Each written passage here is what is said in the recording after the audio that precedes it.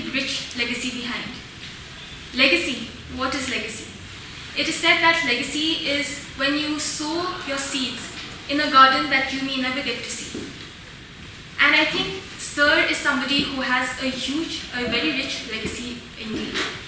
When it comes to my education, personally speaking, I remember, like Sir mentioned in class 5 itself, he's the one who inspired me, and he made me write that essay. And it might interest you to know that I still have a copy of that essay. And I used to have it, and during my preparation, when once or twice I felt quite disheartened with the preparation, my parents showed that letter to me. In fact, they had even made copies of it, and they showed that letter to me, and they said, you cannot give up, because this is your dream. This is something that you've thought about since class 5. And it is of great pleasure, for me to say that it was actually Dr. Dipankar Basu who inspired me to see that dream and to write that as a mission statement.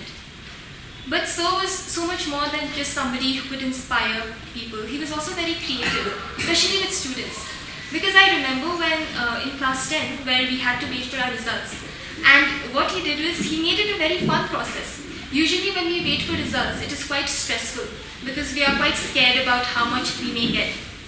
But what he did instead is he made us write in a letter how the marks that we were expecting per subject. And he made us to seal, he asked us to seal that letter and give it to him. So we had that letter sealed and we had given it to him. And when the actual results were announced, he gave that letter to us. So now the anticipation was not just of the result, of how much he would score on the actual exam. The anticipation was whether what we thought would tally with our actual marks. So the point is that he was somebody who could make even stressful situations fun. He could interact with students that way. I'm very grateful to have known him in that sense.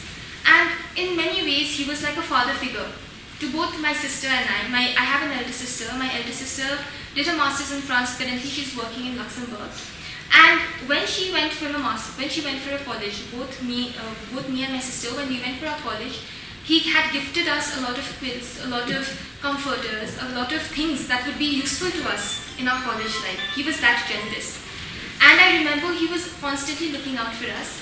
When we would come back from college, for our holidays, he would make sure to take us out for lunch. He would take us out for lunch, and the three of us would have lunch in the Lunar restaurant in Darjeeling itself. And I remember when, my sister had her first internship. She had her first internship in Kolkata. So he was there for her at the time. He made sure that she felt at home, that she felt safe, that she knew that there was somebody who was looking out for her. He even took her out for a very good lunch there, and he made sure that she was safe there. So he was somebody who would look out for students, who genuinely cared for students, and I'm very grateful to have known him in that aspect. But apart from that, despite all that, I remember even when he would come back from Kolkata, he would always come back with souvenirs. He was a very generous man. He would always come back with souvenirs. And as students, because we were students and we had a very close relationship with Sir, what he would do for my sister and I is that after every Saraswati Puja, he would have certain copies that he would have submitted before the god and goddess, and then there he would have written Om, or he would have put a red tika on a note, and he would gift those 2 copies to us, my sister and I. He would give us his blessings in that sense.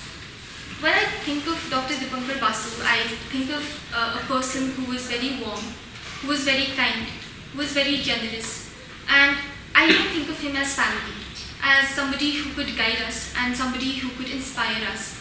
I'm sure that we were not the only students that he inspired. I'm sure that he inspired many more students. But I feel very grateful to have known him for that much time, however short that time may have been. And although it is a sort of a bittersweet thing to say that he is not here to witness my success today, nor is he there to witness the fact that my sister is doing so well. She's in France, she's working in Luxembourg. He's not there to witness all of it. But it warms my heart to know that he's always going to be present in our memories. He's always going to be present as a guardian, as a mentor, as a well-wisher, and obviously even family.